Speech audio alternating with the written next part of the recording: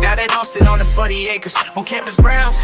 We gather round, discussing goals and dreams and life's adventures. The Texas Longhorns, they're the talk of the town. High castles of the 40 acres, where we dive deep into the game day stories. From touchdowns to heartbreakers, we discuss it all. Texas Longhorns glory. There we gather round each Thursday night, talking sports, it's so alright. From football to basketball, baseball to softball, Tim Wayne and Harry, we cover it all. Sports talk is our passion, our delight. Thursday night at 8:30, we unite. We discuss the scores, the plays, the teams who might. Let's dive into the game, let's ignite. 12 conference champions.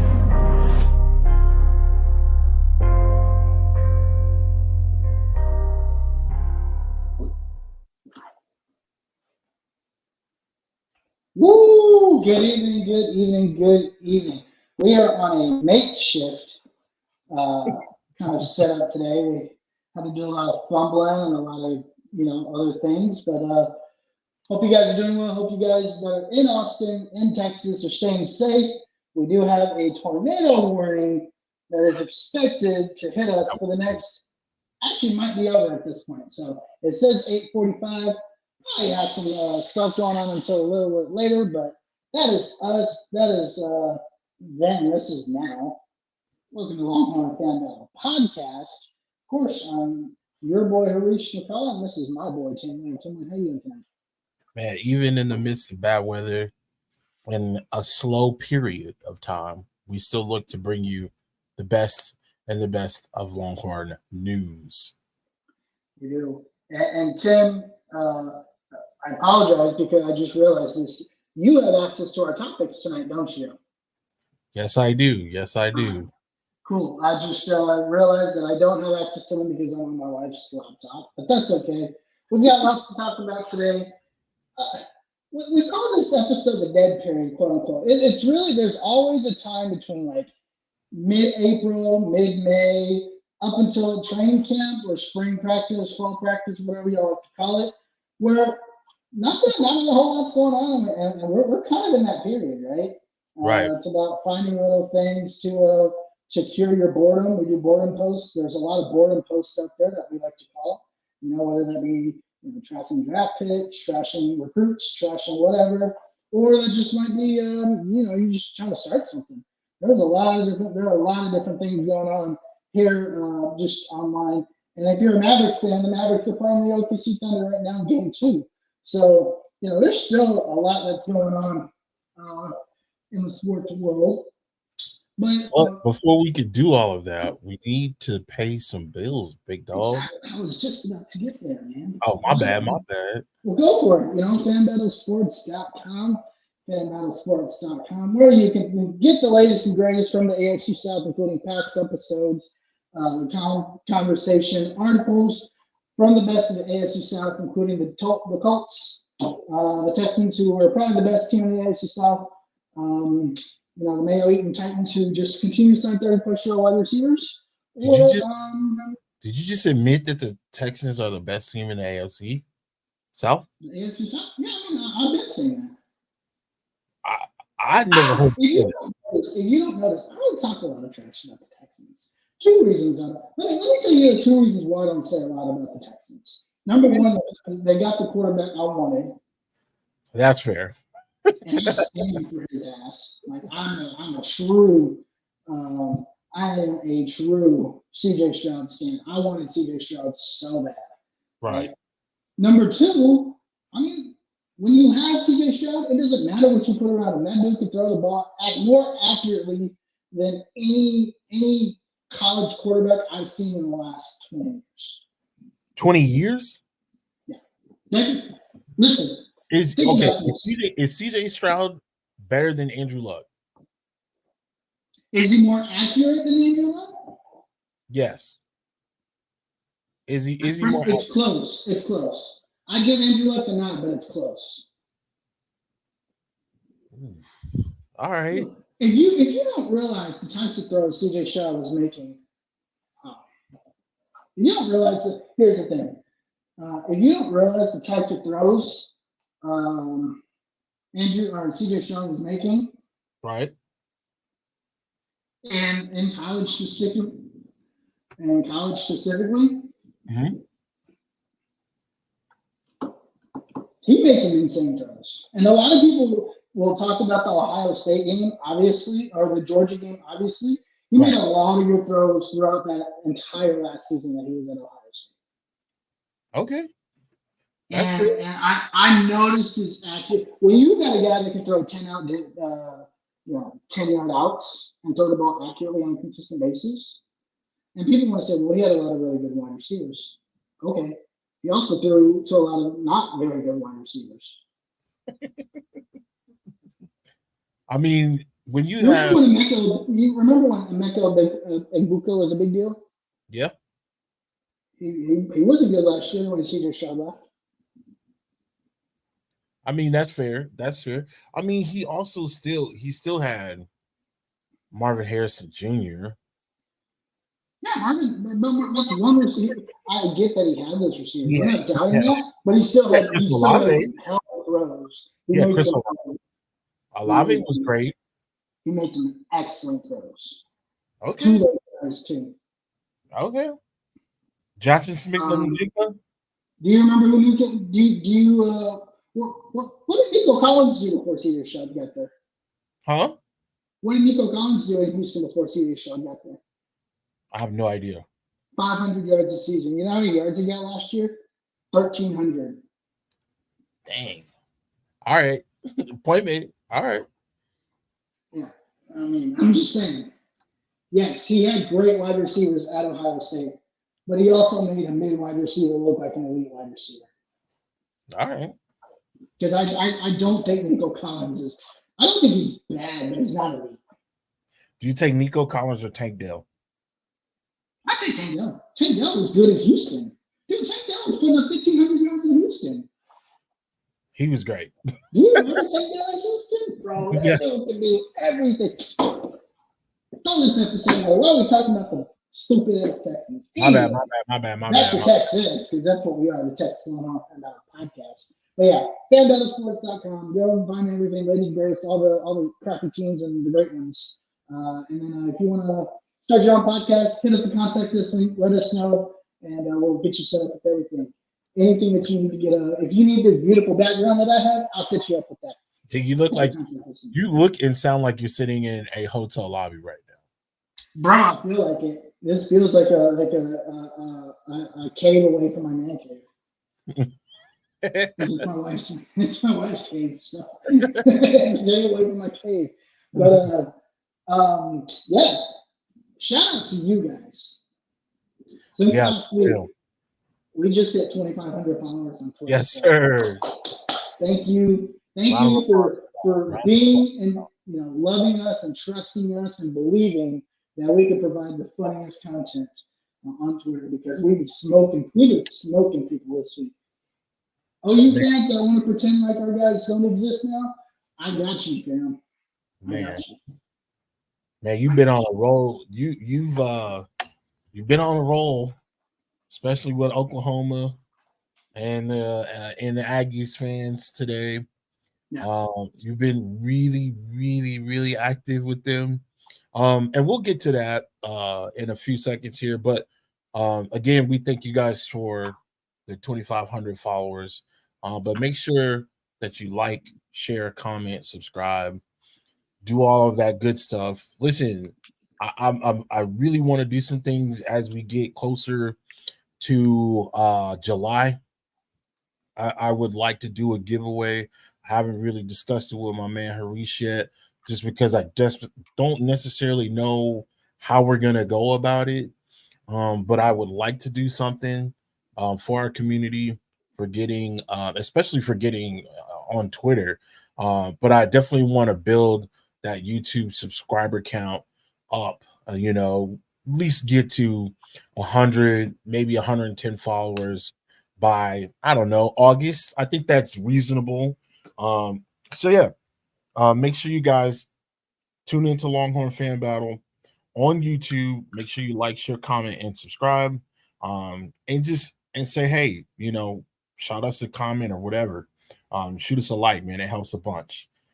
Yeah. So I guess we got some breaking news over the last couple of days here. We got new NCAA communications rules. Real quick, I know we had NCAA communications rules to talk about. We should have a banner for transfer portal, don't we? Doing that? Yes, we do. I'll start there first. I should have switched the order. I want to get this out of the way because I think this is something to talk about, but I don't want to focus a lot on this. I do want to talk a lot about the NCAA communication stuff. So earlier today, Jermaine will flips his transfer. This is really the first transfer flip that I've heard of. Flips his transfer from OU to Texas. Right. Now, this is probably amidst Dominic Williams going to Oklahoma last week, right? He's going to take a lot of that playing time. When I take a look at this transfer, and I think, there's a couple of things I think here. Troy Carter, right? We lose Troy Carter in the transfer portal this year. We kind of need a rotational guy. And this is the third defensive tackle we've taken in the transfer portal. Yeah. Steve Sarkisian says, hey, we are taking defensive tackles because we need help there. It's one of two things. It could be, quote unquote, you lost the first and second round pick, which is really hard to replace very quickly, right? Number two, there's really not that guy that can replace talent like that in the transfer portal. Dominic Williams is very, very good. Is he Byron Murphy level? No, not even close. Could he get there? Sure, he's got 3 years of eligibility left, so yeah, he could absolutely.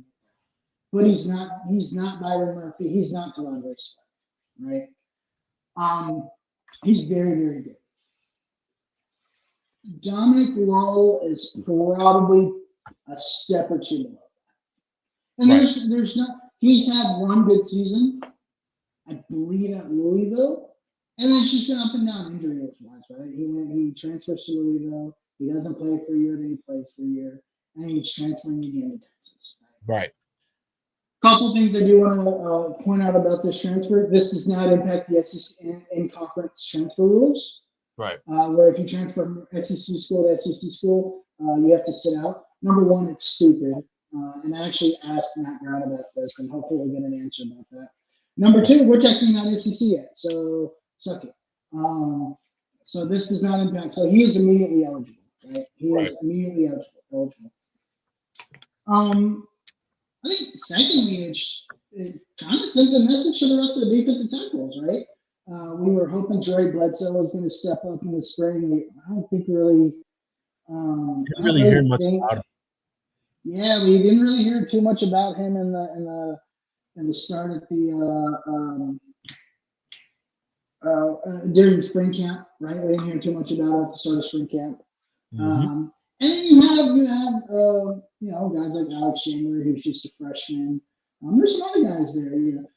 We're still not convinced. I think Alex Collins is going to take that first spot, but that second spot is really up for interpretation, right? Yeah. So he will get a chance to start. He will get a chance to he will get a chance to potentially take the starting job, but there's no guarantee that that's going to happen. So we'll continue to see what happens with him through fall camp. To me, he's a rotational guy. Right. I don't really see him being like this super top impact guy immediately. Again, does Baker transform him into that? I don't know. Right. We'll see. That'd be cool, but I'm not expecting him to be like, whoa, this dude's a baller, because he's not. He's not what Texas fans were hoping he would be. Yeah, I mean, listen, Okay. it just seems I don't necessarily know. This guy doesn't jump off the screen to me. Has he had a decent career? Yeah. But like I was mentioning, like I've been talking for the last couple of weeks here, I definitely see Sark getting more bodies, getting more depth, adding more depth. Now, do we know how impactful that depth is going to be? Have no idea. We have no idea. I don't necessarily know, and maybe you can fill me in. Do we have a transfer portal situation prior to the season start? I don't think so. I think this is it. Okay. So this I is need to double check on that. I don't think there's like a summer transfer portal if there is. well, I was thinking more fall, like right before the season started. I don't think so. Let me see. While you continue to talk, I'll check on that. Okay, great. While you're checking into that, I'll go on in regards to. I don't know what we know. He has the experience. He's had over 30 games played. So we know he's been around. So do we get this flip because of the flip that happened last week where I forget my man that was at TCU ended up going to Oklahoma. Yeah. Right. Do we get that flip because of the TCU transfer in Oklahoma? Do you see? I don't know if he what's his name, Jalen? Who are you talking about? Jermaine. I'm sorry. I don't know if Jermaine is necessarily going to be. I didn't know if Jermaine was going to be a starter at Oklahoma, but clearly, I think that flip happens just because, he eventually probably ends up thinking that he's going to have a starting role, and then they get the commitment from the former defensive tackle at TCU. He comes in, probably is going to be an immediate starter, so he probably gets bumped down on the depth chart. So he says, you know what, I'm going to leave. Texas was probably on the horizon before, probably felt like, hey, I needed to go, I need to go ahead and move around. Maybe I can get a starting position here. Don't necessarily know. He's 6'3", 310 pounds. He's had 141 tackles with 12 sacks, 24 tackles for losses, and 39 career games in 4 seasons. He reported to on 3, which is I love On 3. Shout out to them. I was on the wrong side of the Red River. Hook 'em. Now, I forgot about that. That's a classic fan battle. Yeah, that's a classic fan battle. That sir is hilarious. I personally just I don't see him being a starter unless he comes in and just blows these guys away. But again, I'll take a player that is willing to be a role player. And I think that's probably what Sark is probably told him. Hey, look, we need somebody to come in and contribute to the defensive line. And that's really it. It's really kind of it right there.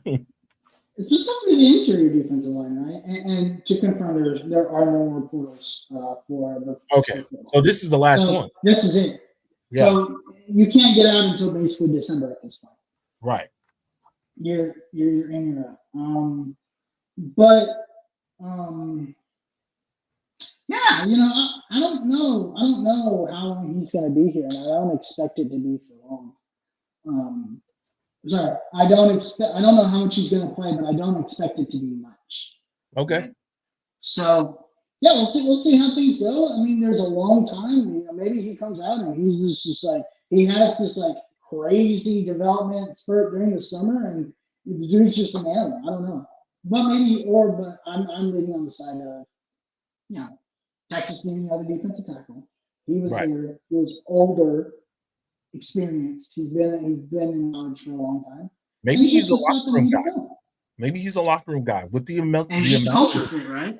Yeah. maybe he's got like maybe they see something in him where they're like, man, this guy is like he's even better in the locker room. You know, we know that coaches call around, so we know that they all talk. So that could be Yeah. one of his strengths. Maybe he's a defensive On a roster, anchor. that's this good, guys that are here to make some sort of impact Right. like that. That's good. Like Yeah, if absolutely. you are good enough to be considered to even be a depth piece on this roster, Right. uh, then yeah, that's a good thing. Yeah, I think it's a great thing. Well, we look forward to seeing what he does.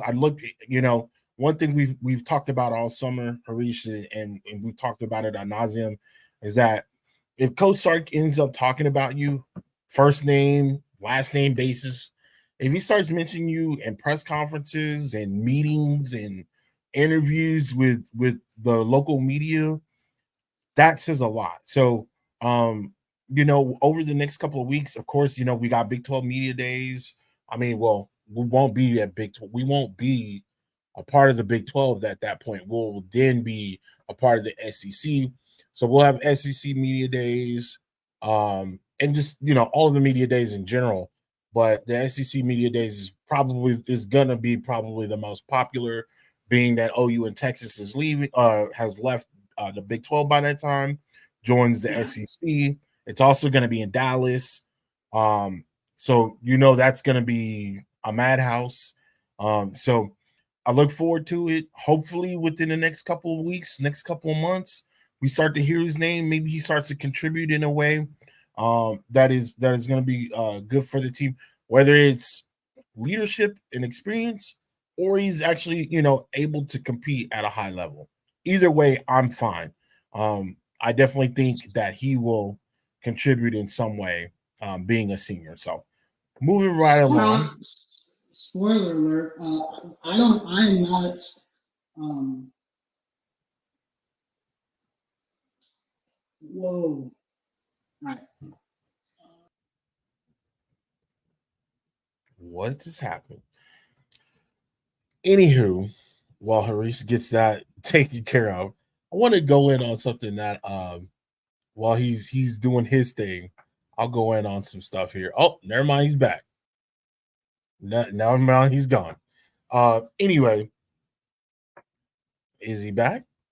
My man's back. Whoa. I got a new everything. I don't All know right, what's going on. All right. welcome Back. back. I'm back on here. What's up? What's up? I was about to go on a little rant, dog. I was going. Well, hey, before you say it, I just want to say real quick, unless you want to, I have zero interest in covering Big 12 media days. You have zero covers in what? Zero interest in covering Big 12 media days. I was gonna kind of go in on that. Oh, hey, you take a spot, my guy. I will go on mute. I was gonna mention that. Like, I wanted to talk about what I like. I still, again, we're still a part of the Big 12 currently, and I just been kind of looking at like the Big 12 ad nauseum, like. And again, I know there's a lot of Colorado Buffalo fans out there. I know there's a lot of Deion Sanders fans. I personally am a fan of Deion Sanders, the player. I am a fan of Deion Sanders, the HBCU coach. I have my opinions on what's going on at Colorado right now. We can say that for another day. I don't want to focus on that, but currently, like, I don't think the teams that are coming in, other than maybe one or two teams, I don't see the hype that Colorado has been given within the last like maybe 2 weeks. I don't understand. Like, I've seen more people saying that Colorado's going to win the Big 12. But have you seen that schedule? First off, Bro, I don't what even I think did, Colorado gets 6. I think they barely get to I'm 6. gonna throw an early prediction out there. What Colorado needs to focus on is there's 3 teams that Colorado needs to focus on. Kansas, because when their quarterback is healthy, when Daniels is healthy, he's good. Ooh, he's good. Very good. Ollie Very Gordon, good. Ollie Gordon is a monster. I don't like, you got to understand, we packed him up really nice, but But we were also very good. we were very, very good. We Ollie were Gordon, we were third in the country in run defense. right. That's why he gave And up I think against he got us. maybe 16 yards on like a few carries. I don't even think it Yeah, was like that. 21 yards on like 30 carries or something. Something like that. Right. So they run into a buzzsaw of a hot Texas team on offense and defense. And then you also got to look at Utah. Utah is not going to be anything to play with when they get into the Big 12. They got Cam Rising back for another 17,000th year. I hope he's healthy because I really want to see him play. But I like, don't want to see him leave, dude. Like at one point, you're just like, all right, man, I can't say that. my man, if you're gonna play, you might as well get your doctorate. He's getting all this stuff for free anyway. He's getting all this stuff for free. He's on scholarship, so if you can get it all. So anyway, you got Kansas, you got Oklahoma State, and you got Utah. One of those 3 teams, I believe, or maybe 2 of the 3, could possibly be in the Big 12 championship, in my opinion. Why? Why do we keep forgetting about the best quarterback in the conference? Who's the best quarterback in the conference? No, Arizona. Oh, snap. I didn't even think about People Arizona. keep sleeping on Arizona. I think Arizona's winning the Big 12. Listen, my apologies. I keep sleeping on Arizona because I keep forgetting because of how far out west they are. Yeah. And, So and they just went to the automatically I don't even think about it. So like I Arizona love Arizona ain't gonna be no joke. They were losing games by 3 points last year. Like Colorado, you're going to run into a bunch of growing pains. And again, it's not that I don't like Colorado. I don't have anything against Colorado. I really I don't. don't have anything against them. I think there's a couple things with Colorado I don't like. I don't like how they're built. I don't. To me, honestly, what it feels like, it really looks like Dion's just trying to make his son look good. And I don't think he's there to make them actually. I mean, listen, nepotism is a thing, right? And That's what he's trying to do. It's fine. I have my thing with nepotism, especially with athletes and things of that nature. One shining thing that I want to say, there's one shining, like one real shining area that I like about Colorado, and that's the hiring of Warren Sapp as a defensive tackle or a defensive line coach. You are probably gonna not, if there's anything on that defense that is gonna be like a positive, we know Travis Hunter's gonna ball out. That's a given. We know he's gonna ball out. That's a special guy. But that defensive line under Coach Sapp is going to be something special. Maybe not at the beginning of the year, but I feel like there will be a progression within those. Warren Sapp is just one of those guys, like when he talks, you listen. Like, and for the most part, Coach Sanders is like that too. But like I feel like the difference between Coach Sapp and Coach Sanders is that Dion's he's the head coach. He's been pulled in tons of directions. Coach Sapp only has to focus on one thing, and that's that defensive line. And when you have a Hall of Famer that is able to sit up there and teach you the ways of the game, I mean, Sapp played how many seasons in the NFL? 13, 14 seasons. He was a monster. He didn't even have to retire. He was still productive. Yeah. He chose to retire. He chose to retire. He was still productive, and he chose to retire. So I think that's one shining point. I don't want to make this a hate session of Colorado. I really don't hate them. I think we just need to stop looking at them with I think the media needs to stop looking at them with rose-colored lenses. Again, I know it's the prime time effect. I understand that, but like, Yeah. it's getting to a point in the year where like you need to really start looking at these rosters. Like And it is not a good roster. like That and, Colorado roster is bad. and you have bad. to start looking at your opponent's roster. That this is the time of the year where you like, listen, like I said, I was looking at Oklahoma State. I was looking at Kansas roster. If Texas was, those would have been some dog fights. Those would have been dog fights. I will tell you this: if Texas had if Steve Sarkisian had the roster Deion Sanders had, they predict Texas to win 5 games. Absolutely, without a shadow of a doubt. Absolutely, without a doubt. Absolutely. This is the Deion effect, and I think this is where it becomes annoying. And after this, I don't really care to talk about it anymore. I don't even think Shedeur Sanders is the best quarterback in the conference. I think he might be the second or third best quarterback. I definitely think he's. I think he's a top quarterback. I think he's a top quarterbacks. Listen, man. I think he's one of the top quarterbacks, but is that top 3? Is that top 4? I think he's a top 4 quarterback, and I don't think he's 1, 2, or 3. Oh, I just told you who I thought the best quarterback in the conference was. It's Noah Fafita, and it's not even close. After that, I'm taking homeboy from Utah, Cam Rising, because Cam Rising killed the Pac-12 before he got hurt. Yeah, he was smoking on. People forget they just won the Pac-12. When he was healthy, he was kind of smoking everybody. He just so happens. And you know what? And he was about to smoke Colorado last year too. Yeah. So right, number 3, I think is Jaden Daniels. Yeah, man. And then Shedeur is 4. He was so good. Listen, he's in the same situation he was in last year. I was shaking in my boots when I remember you sent me that text message, and I was like, "Where's Daniels?" And you were like, "He's out. His back is hurt." I was like, literally during warm-ups. It was like, oh yeah, he's not. What? Wait, yeah, it was. I was kind of nervous. I'm not gonna lie. That was the one team where I felt like if anybody could catch Texas slipping, it's Kansas. It was that team. Yeah, I agree. And listen, I'll give Kansas credit. They still made it a hard-fought game eventually when Texas eventually pulls away. But that first half, I was like, ooh, because again, you're going into a situation where you're playing against a quarterback you have no tape on. You have no tape on this guy. And he had made some plays. I forget what the backup quarterback's name was, but he was a transfer and he made some really good plays.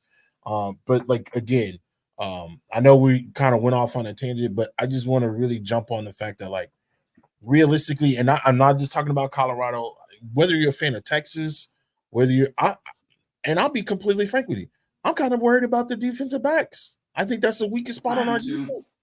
I'm worried about the defense. I'm worried about the safeties. I'm not worried about the corners. Right. I'm worried about the linebackers not named Anthony Hill. Right. Yeah. That's what I'm worried about.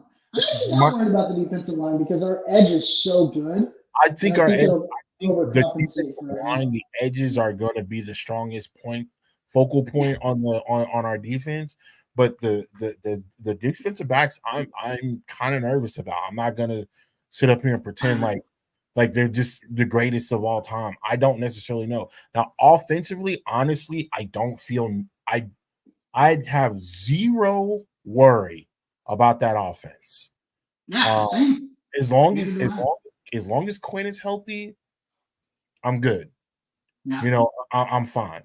But we realistically at this time frame, it's slow. It's a slow period. We're waiting on college football to drop. We're waiting on the trailer to drop. We're watching all these podcasts. We're listening to all these too early prediction shows. Like, start looking at your roster and really looking at your competition. Look at your schedule, right? And don't just look at who you play. Like, this is when you need to start thinking about Where do you play? Who do you play before that? What year? What time of year do you play? Like if you play Nebraska in December, that's not going to be easy, No, it's especially not. if you're Baylor, right? And Right. Baylor doesn't play Nebraska. But then you look at who you play before that. Is there a bye week? Is there not a bye? Like those are the things that we should be looking at. Like honestly, I think Texas is a very tough stretch of games. Yeah, they And if do. they can weather the storm, then I think they can go undefeated. But they have to weather that storm. October is going to be very difficult. Now, I did see a point spread. I know we're still on a tangent, but I did see a point spread where they had against Georgia on DraftKings. It was a DraftKings post that had Texas as a 1.5 favorite over Georgia. It's still too early for all that. Yeah. Listen, You know why? Because they're at home. I only believe if Georgia was at home, they'd have that same point spread. Right. Honestly, I think Georgia Texas is a pickup game. It's a pickup game. It's a toss-up. It's going to be so good. Anyway, let's continue on real quick. Just a real quick note: Texas they ruled their little sisters today, 14-3, beating Texas Tech 14-3. They will play. I believe it's UCF tomorrow. Yes. Or no, they play the winner Baylor and UCF. I don't know if that game's been decided yet, but they play them that game. That's tomorrow at 7:30. Big 12 quarterfinals. Let's hope OU takes care of their business, and we'll get a hell of a rematch. I'll definitely be tuning into that because they've been on fire. Those bats have been on fire. The pitching has been for both teams. It's been great, and the defense has been great.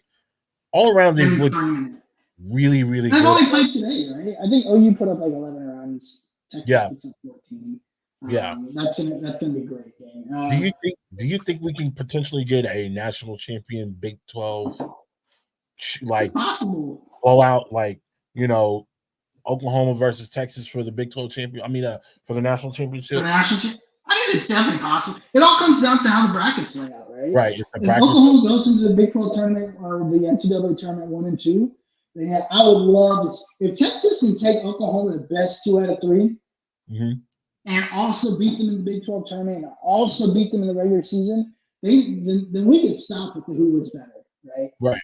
Right. I mean, that's been a lot of going back. Possible. I think it just comes down to how the bracket shakes out, right? And who you face before that, who you face after that. There's a lot of very good softball programs out there. Tennessee is very good. UCLA is very good. Stanford. There's a couple of other programs. LSU. Very good. LSU is very good. Yeah. Baylor. So, I think we'll see. But yeah, I think, of course, it's possible. I mean, I think Oklahoma and Texas are the 2 best teams in the country. Right. I mean, yeah. They pretty much we Oklahoma because it's funny, but they are. Let's not forget, before the season, they won like 70 games in a row. So, it's not easy to do. Listen, as much as I hate Oklahoma, like, when you got teams that good, like you gotta give them. You wait for their demise. You gotta. I don't know if Oklahoma would ever do that for us, but being a realistic sports fan, like their softball team is. It's an excellent program. Top notch. Beast. They're beasts. Anyway, who cares about Oklahoma? Who cares about them? They suck. All right. So the NCAA officially approves the new communication rules. Right. And I kind of wanted to get your thoughts on this, just simply because you've played ball before and you kind of get that. So basically, here's the rules as they stand, right? Only one player from each team will be permitted to be in communication with coaches while on the field. And that person is going to be indicated by a green dot on the back of their helmet, used to identify them, right? Yep. The communication, once the play clock hits 15 seconds, that communication is shut off. Yep. So really, this is to take in place of what's going on with the cheating, scandal, blah blah blah, stuff, the sign stealing, all that crap, right?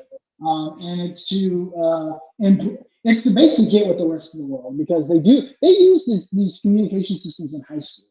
Right. When you watch Texas football, the quarterbacks use these communication systems. Right. You'll definitely see a green dot on a helmet for sure. Yeah. So and obviously they use it in the NFL, right? So. We'll talk about, your thought. I want to know your thoughts on just the rules in general, and then I want to know what you think about how this negatively or positively impacts against Texas.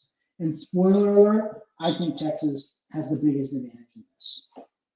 Yes. There's a number of routes that I can go, but I'll take the simple route, right? One, this is getting your quarterbacks that like we said, there's a number of states I'm gonna say I'll throw them out there, and if I'm gonna assume that they use them.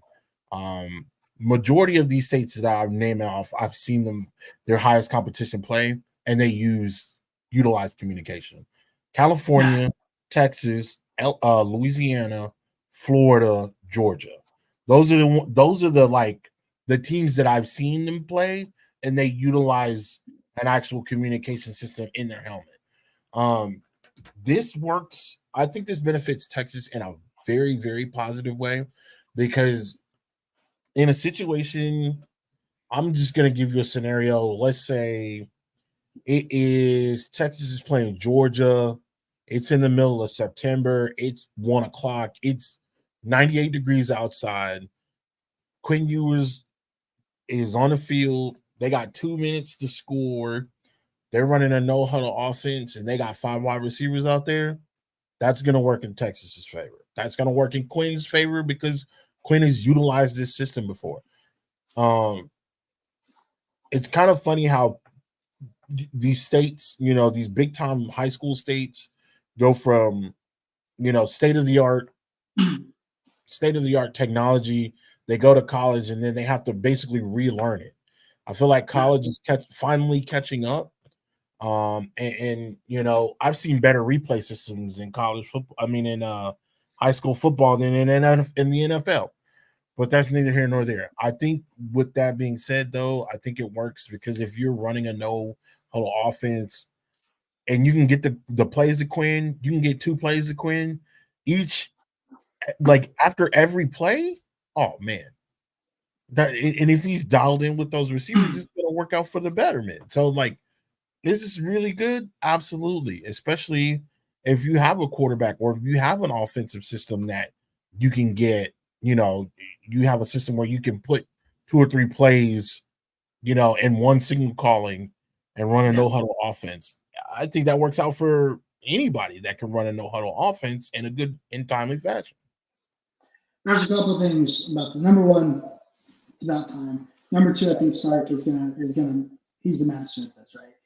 Right. He's used this communication system before. He's already done it. He's already knows how to do it. He probably knows how he wants to do it. He's probably already laid out expectations on. He was in the NFL. They use these systems already.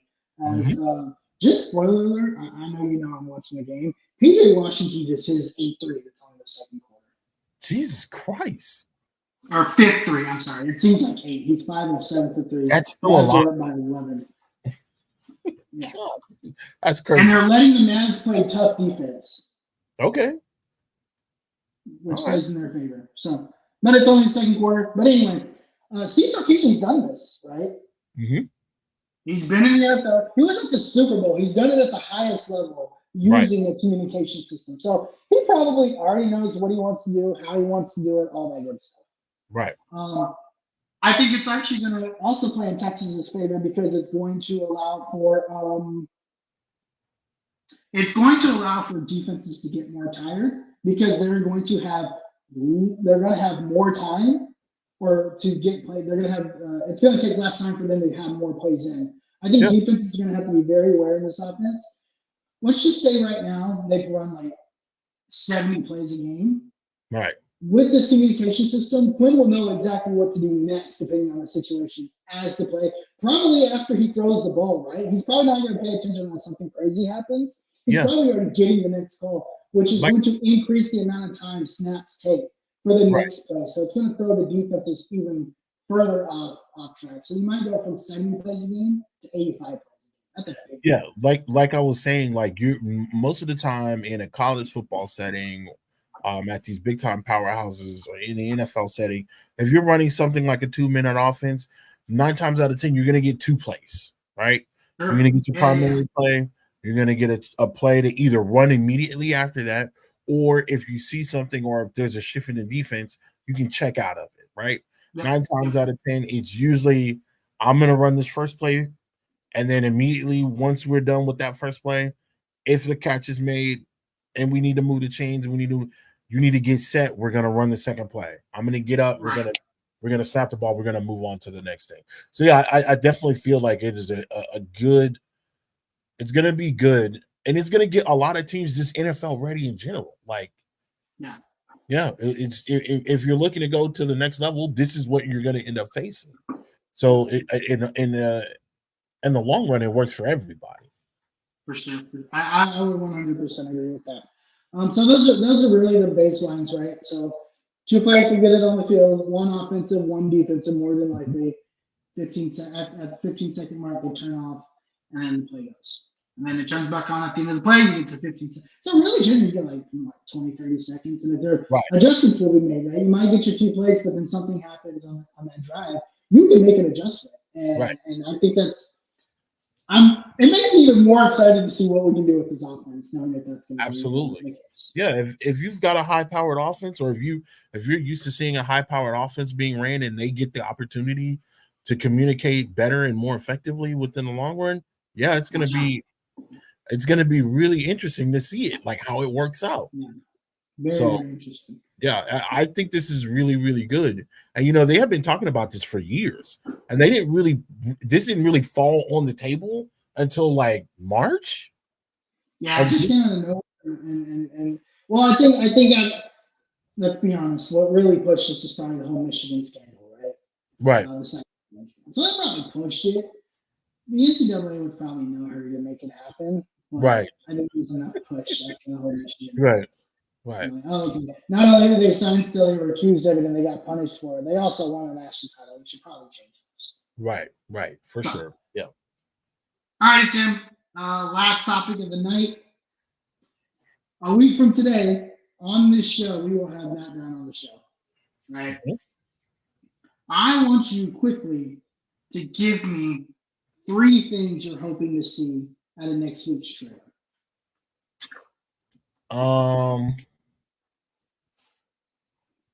I kind of already know what we're going to expect visually. I'm not worried about visual stuff. 3 features that I want to see incorporated. I want to see the Dynasty Wire return, which is for those who don't know, back in 2013 when NCAA Football 14 came out, they had what was called a Dynasty Wire. The Dynasty Wire was where you could create these stories based on pictures that were recorded throughout the game or highlights throughout the game that you could utilize and put on like a website for an online dynasty. Even hell, if you just wanted to create stories, I remember following some guy from Operation Sports because he would just leave and make these funny stories and put them up on the Dynasty Wire, and you can go and read them. I also want to see some type of app or website that will help you run your online dynasty, where you can either access your online dynasty as a admin or as a member of an online dynasty. You can access your team depth chart and your recruits, where you can recruit from. I don't know if you remember that, but like you could go in back in the day and look at the dynasty the base, and you could see the recruits, and you can go and look for recruits. I felt like I could deep dive way more and more efficient from the website than the actual game, because the game was slow. Again, this is 10 years ago. This is 2 totally different consoles back then. So being able to flip through stuff, it just wasn't as fast. Going on the website, you could go and find that 6'4", 2-star receiver that probably would be better at a safety. And lastly, what I do want to see is some type of creative mode, whether it be creating your own school, upgrading. I'll take that back. I'll scrap that. I want to see what you can do to your players? How can you customize your player? Can you add double wrist straps? Can you do the singles? Can you do visors? Can you have your shirt? Can you pull the Zeke Elliott? Like, how is that going to look? Like, what equipment companies do you have in the game? That's the type of stuff that I want to see, because again, me and you, we play we play all year long. We don't get to a point in the game where it stops. We play in a dynasty, we play with 10 or 12 other people that are hardcore players. So I want to see, I basically want my guys, I want to be able to go in and make my guys stand out. So you see, like this, if one guy has orange sleeves, would I be able to get orange and white? Will they just be all orange? Yeah, Would that be that'd be quarter dope. length? Would that be full? His sleeves are tight. He's got a clear face mask on. Stuff like that. He's got white gloves, stuff like that. Over here, you got a full Like elbow mouth guard. guard, a full, Yeah. he's got the sweatpants on. This guy's got rubber pads on. When's the last time you seen rubber pads? That It's stuff been a like, minute. yeah, it's been a minute. So stuff like that. That's what Yeah. I want to see. I already know what my expectations of the game. I already know what this is gonna be. I know what we're It's gonna in. be a base level game, right? We Yeah, know what a base level baseline game for EA is gonna be, but we already know what it's. I think it's gonna be base. It's still gonna be fundamentally. I don't want to say it's gonna be bare though. I still think it's gonna be very deep, just because of the amount of time they had to work on it. right. Remember, we were supposed to get this While they game were 2 working, years ago. right, we were supposed to get it last year, but while they were working on, they only delayed it last year because they made it generically, right? Right. And then you're like, oh wait, we could start to pay the players, and then the whole NIL thing started to come up, and they were actually so that's why they did later. I actually had no problem with them doing that, delaying the game for a year. I'm fine with it. Yeah. We're very, very close. If things hold up, if rumors hold up from what we've heard, this game will be out in 90 days. Less than 90 days. It's April 18th. Wait, it's not April. We're in May. I'm looking at this wrong. 50 days. We're 50 like, days. We're like 50 or 60 days away, right? So 52 technically. Yeah. So we're very close. So at this point, Chris Fowler tweeted out that they were done with all the voice recordings, and that's this game is real, right? Yeah. I don't think this is going to happen this year, but what I would like to see in this game at some time is what? I want to see the ability to do simulation. Like how they do like the coach simulation in the game, where you can just do like quick sim. Mm-hmm. And you just go like play by play or possession. Oh, you want the NFL head coach? I want that. No. Even in Madden, you know how people do Madden simulations and they do the quick, like little quick sim game or whatever, and you can jump in. Right. I want that on the PC. Okay, that's fair. So if I can't play my game this week and I gotta play the computer, I can at least go on the PC or on the app and I can do it from there. Right. Yeah. That's the access that we had then. We couldn't watch it, but again, we could go play by play. We could see such and such. Travis Etienne had 5 yards. Right. Jameis Winston threw an interception. Jameis Winston runs in for a touchdown. We got to see that. It was just on a website. I think with technology and how things are going, I think they could bolster that up. And the fact that they put way more emphasis on dynasty mode this year is really, really, really, really interesting. One thing I forgot to mention that we did see earlier today, or I saw, is that you can pre-order NCAA right now. Yes, you can go to the local GameStop. Now, I haven't tried on the PlayStation app or the Xbox app, but if they do, I'll try tonight. If it's something that I can pre-order, I will definitely screenshot it and throw it up on Twitter so you guys can see for yourselves that it's available to pre-order. Me personally, I have gotten and been convinced that, well, I've always been a physical media guy, right? with the way things are going within the video game industry, and we can talk about this another time, but things are getting taken down left and right with this game and how long it's been gone for so long. I feel like I would not feel right to not have a physical copy of NCAA in my home or EA Sports College Football in my home. I'll probably get a physical and a digital. I'm always going to get digital, but I'm definitely a physical too, just to have the box. Right. Yes, you can pre-order digital as well. You have been able to pre-order digital for a long time. Okay. So yes, you can pre-order digital from the Xbox store. Okay. I think number 2, what I really want to see, I want to see a very deep but casual recruiting experience. Right? Okay. I want it to be deep. I want you to be able to do it now. I want you to do transfer portal, recruiting, all that stuff. I don't want it to be like, like we're playing Football Manager 2024, right? Like, I have a question for you. What was your favorite recruiting system? 2013. Okay.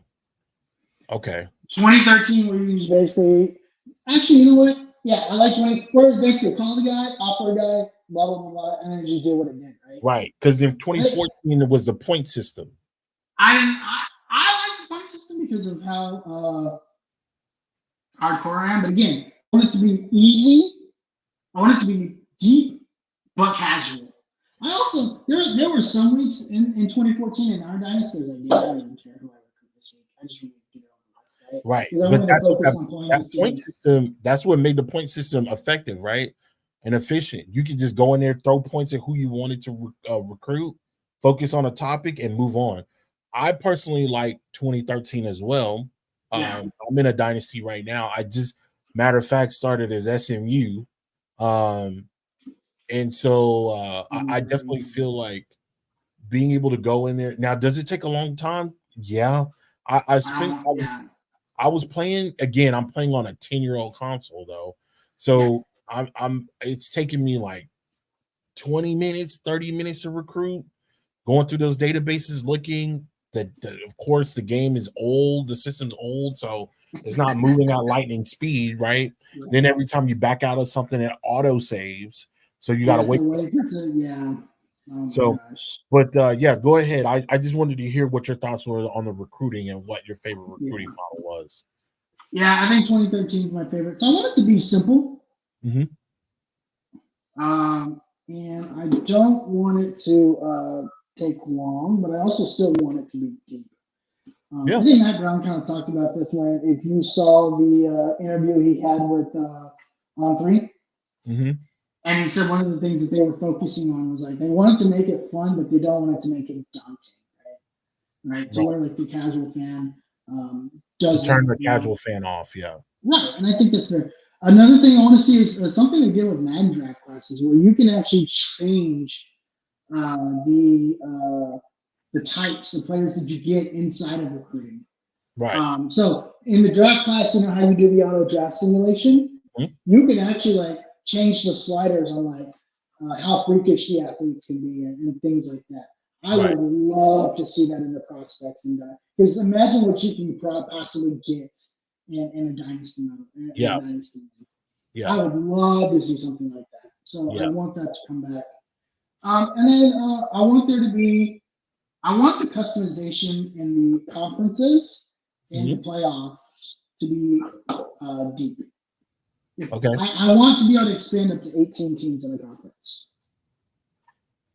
Just because I think at some point we're going there. They've already prior to the trailer. I want to see how it works. Prior to the teaser trailer, that was the big news, right? We reported on it. We spent a long time talking about it, I think half the show, where we just kind of deep dive on, of course we knew that the 14 playoff was not necessarily the greatest formula because of the situations that occurred over the past football season. But, we already kind of knew where we were going, right? We felt 8 was perfect. They ended up going 12. I don't think a lot of people complain just because of how fast and how swift the changes were made. 16, 18 teams, they've already been talking about it. They started talking about it in early March. We covered it. So if you want to go back, check back early March, late February, those episodes, we talk about that ad nauseum because ESPN reported it. It just kind of dropped it on us in the middle of nowhere, where they've already worked out, certain TV deals and how things are going to work once that becomes available by 2026, if I'm not mistaken. So 14 team, yeah, 2026, yeah. 2026. But that's the playoff. I want to see expansion of the conferences themselves. Oh. I want to be able to, if I want to make super conferences, I want to be able to do that. If I'm in a 12-team dynasty and I want all 12 of my users to be in the same conference, I want. You're on to something. I want to see that level of customization. I mean, technically, you could do that in the older games. Yeah, but if your dynasty is only 16 people, if your dynasty is 16 people, you can't fit 16 people in a conference in the older versions. Right, because it only went to 12 in a dynasty. So but if I again for customization's sake, and they're big on customizations, if I wanted to do 10 conferences, right? Right. I should be able to do it. If I want to do 10 Power 10 conferences and have bowl ties that way, I should be able to do that. I want to be able to change rivalries. I want the dynasty mode to be so immersive. Okay. Out of the gate. That I think the reason why I want this is I want it to force. I want the NCAA team to force Madden's hand. Right. We're doing this, so you have to do it. Right. Yeah. Okay. And I think customization is going to force Madden's hand, and it's going to force them to do a lot of things.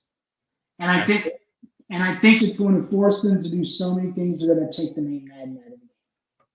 I think eventually it'll just become NFL football. Or some EA Sports American football or something like that. EA Sports NFL. Sports football. I don't even think they'll have NFL in the game. They'll still because they can still get the rights through the teams themselves. They don't need the NFL. They have the NFLPA and they have the NFL teams. They don't need the NFL. I don't know. Look at FIFA. Look at FIFA. Look at Tiger Woods or EA Sports PGA Golf. Look at NCAA EA Sports College Football. They're doing it with all the games. I don't think they're going to hold the NFL license. They're basically getting the middleman. When you think about it, they're basically getting the middleman out of there, right? Yeah, they're getting the guys. They're working with the base teams. They're working with the players. They're working with the coaches, and they're getting that middleman out of there. They didn't even go through ESPN to get those announcers. They're working through them directly. Right. So I think I want this game to be so deep that they force Madden's hand. Okay. So that's what I want to see. I want to see custom conferences, and you can change them at any time. Okay. That's fair. I think that's so. Dope. Next year, I want to do 16-team conferences, but then I decided that maybe this team isn't good enough. The other thing I would like to see is, do you remember March Madness? The last March Madness was it 08, 09? The one with Kevin Durant on it. That was the one. That was like 07. That was like on PlayStation. The last one. No, not that. The very last one that came out. That 10. was NCAA 10. With Kevin Love on the front cover. Yeah, that's the one. Do you remember in that dynasty mode, teams would automatically move up and down conferences? Yeah. I want that. Okay. I'm not knocking it. Almost like a regulation. I want that. If I build up to 16 teams in my conference next year, right? I want to go through that year before I build up, and then the game automatically deciphers who those other teams would be, or I can get like an offer list as the commissioner of the league. Right. Okay. I want something like that. Maybe. But if they're serious about making this really deep, it needs to be that type of thing. Listen. I know as fans, some people's expectations are really, really high. My expectations are not. I know what we're getting ourselves into. What I feel bad for is the people that get themselves worked up, because I mean, we see it all day, every day, right? you see these guys get worked up on what they expect from EA as a whole, right? They're expecting like this grandiose thing, and what people and fans are failing to realize is that we're in the middle of a console generation. We're now in year 4 of the console generation. The last console generation lasted 7 years. They're already talking about moving on to the next console. From both major parties are talking about moving on to the next console. We got another company with Nintendo that hadn't said anything about anything, so we don't necessarily know where they are. We don't know. This game is not going to be on PC. That's already been confirmed. It's not going to be on PC. So I don't expect a lot, but what I do expect is to at least have what we had before or in the previous games. And to me, that's not asking for a lot at this point. With the technology that we have, I don't think that it's a lot.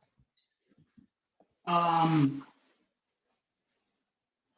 think the fact that they didn't put it on the old generation consoles is proof that EA is moving on to the old generation. Right. I think this generation is actually going to go a little bit longer. I know people are already starting to talk about it, but we're in 2024, right? Right. You might get a reveal in 2026. Mm-hmm. That's 6 years into the generation, right? Right.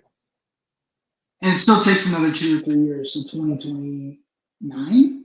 That's 9 years into the generation. So that timeline is still kind of around the same timeline. Right. I still think this generation is still 5 years away. Right. Which the last generation only lasted 7 years, and it only lasted 7 years because that generation just did not do well. It just did not. Yeah, it didn't do well. well. And I think that's because technology got so good, it advanced in a lot. Very quickly, right? We advanced in technology more in the last 10 years than we did in the previous 20. Right. So I think that also had something to do with it. I think a lot of that's calmed down a little bit.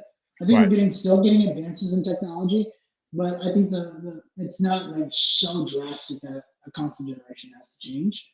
It's not like we're looking for AI in our console generations. I don't think that fits. Right. Unless you're doing like AI, like artificial, like Apple Vision or whatever. That's a whole different thing. But as far as gaming consoles, I think we're still a good 5-6 years. Okay. Okay.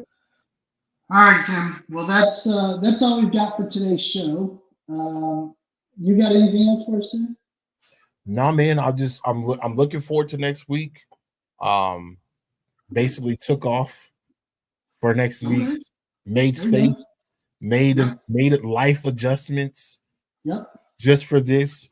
I expect the trailer to drop around that 8 a.m., 9 a.m. It'll be a 10 a.m. Eastern Standard Time situation. Make sure you guys keep your Twitter links, your notifications on, especially with us. Because as soon as that trailer comes out, we're gonna be talking about it. We're just and pretty much, I think just as a whole, like the community is gonna be really, really excited. And I made sure that I take that day off so that I could experience that as a whole. I remember what happened when the trailer dropped for the teaser. I remember the joy that I felt. I remember, again, talking to people that I haven't heard from in years, saying, "Hey, I'm ready to go." Like, what are we when we booting this thing back up? I'm ready to go. Of course, we've got the core members, but just hearing from other people and like just really being able to embrace the sport of football in general is going to be it's going to be fun, man. I can't wait. I really can't wait. For sure. And don't forget special time next week, 5 p.m. next Thursday. 5 p.m. Part 2. So part 2. Hopefully the trailer drops and we'll have them on. But if not, then we'll see. We'll still have them on anyway. We'll talk about some stuff. So listen, we got to get out of here. But before we do, where can the people find you? You can find me at Tim Wayne. You can. I'm not the one talking trash on Twitter on the Longhorn Fan Battle channel. That's my guy right here. That's my guy right there. Hello. He's the one talking majority of the trash. I get in there. Yeah. I throw my little zingers in there. I'll throw a post out there, maybe some a picture or something. But again, let's talk college football. Let's talk about what your expectations for next week's trailer is going to be. Maybe if you have some questions for Matt and you want us to ask him, Oh yeah, that's good. please We'll throw up a drop post. those questions on Twitter, on YouTube, TikTok. Let us know what you think.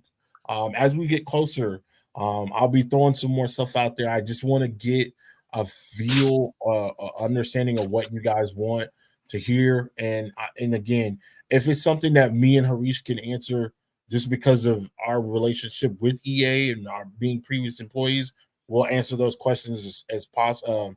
As fast as possible. If it's something that we can't answer and Matt can't answer as well, please respect that. And yeah, let's just talk.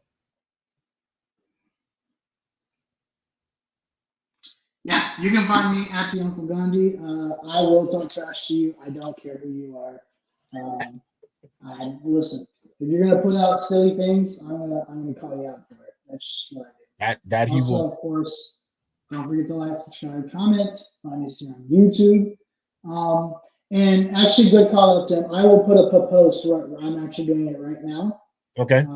Actually, no. When we promote Matt, I'll put up a post, and then underneath that post, if you have any questions that you want us to ask Matt, put them there, and we'll try to see if we can get to a few of those when we have them on the show next week. And remember, it doesn't have to be just about EA Sports College Football. Matt covers everything that is off the field for. If you want to know something about NIL, that dude's got it covered. Yeah.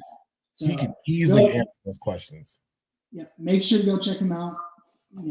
Publisher 4 Points newsletter. He puts one out. Man, I want to say he puts one out like every couple of days. He has a free version. He's really, really active. I would say he's within the last couple of weeks. I've seen multiple posts from him. Yeah. But and it's really insightful. He doesn't post BS. He posts really insightful stuff, and he's really with facts. Like he's fact driven.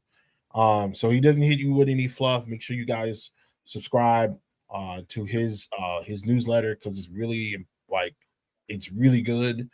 And if you want to learn the innings and the outs of NIL and other things, that's the guy you want to follow as well. But yeah. See you guys next week, 5 p.m. 5 p.m., guys. Till Gable.